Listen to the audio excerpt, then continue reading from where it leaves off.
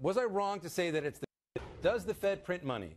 Our attempt to answer that seemingly simple question generated a torrent of response, much of it negative, including from my guest today, Jim Bianco, president of Bianco Research. And Jim, was I wrong to say that it's the Treasury Department and not the Fed that is really in the business of printing money in America today? Well, you have to define it correctly.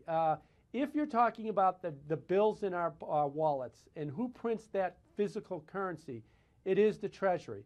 And the Fed wants us to now redefine money printing as just the U.S. Mint under the guise or under the direction of the U.S. Treasury that prints up money. But 2 years ago and 10 years ago when Bernanke was talking about money printing, he was using a broader definition, meaning the electronic printing press, which is the Fed's reserve accounts and the ability of the Fed to increase the amount of money in all of the bank's reserve accounts.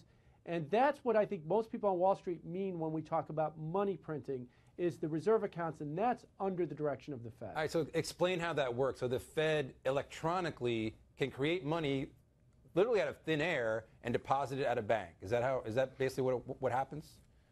Every bank in the country has an account with the Federal Reserve, and that is their reserve account, and they have to keep a ratio of the amount of assets they have, how big the bank is, to reserves in the account. The Fed has the ability, being that they're the Fed, to go in and just change the number on your reserve account. They could say, now there's more money in there, now there's less money in that account. And the idea there is to either spur banking activity by putting more money in the account or restrict banking activity by taking less money out. All the quantitative easing, the Fed has been buying securities. How do they call a bank?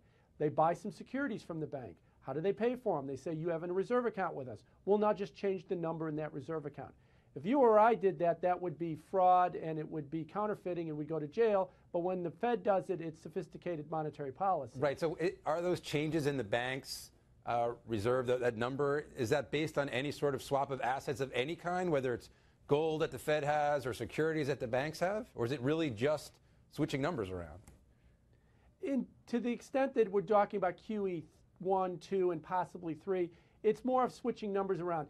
The dealers or the banks will sell their securities to the Fed, but the Fed doesn't have the money to pay for them, other than that they can change the reserve account number for that particular bank. And that's how they wind up creating money or printing money. Remember, we work in a fractional banking system. We live in a fractional banking system. So when the banks have more reserves and have more ability to lend and buy securities, that is in essence a form of money creation. I think you know, as we've been talking to each other for a long time, I'm no big fan of the Fed, and I'm not here to defend them or Ben Bernanke, but I think he would say, look, I'm trying to prevent the bursting of the housing bubble from causing a deflationary spiral and turning America into Japan.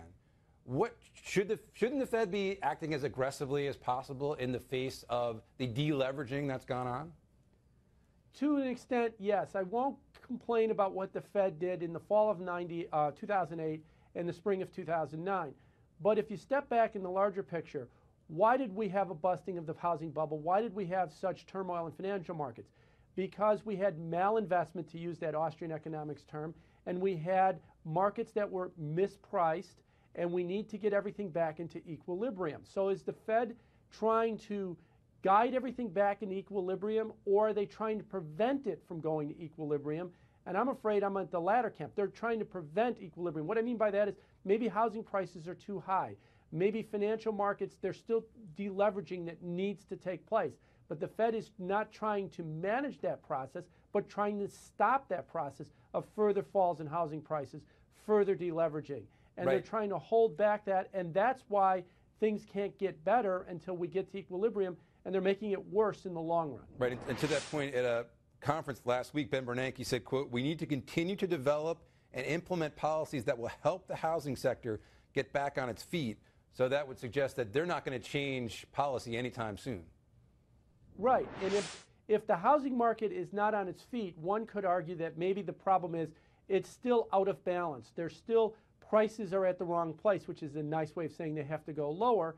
And if the Fed wants to pull out every stop from manipulating interest rates to advising the Congress on foreclosure policy to try and prevent prices to go where the market thinks they should, it's not going to make things better. It's just going to hold everything up for a while. If you want an analogy, it's kind of like a patient who's in pain. Well, we'll shoot him up with morphine. Well, we're not fixing the problem, but he does feel better for a while.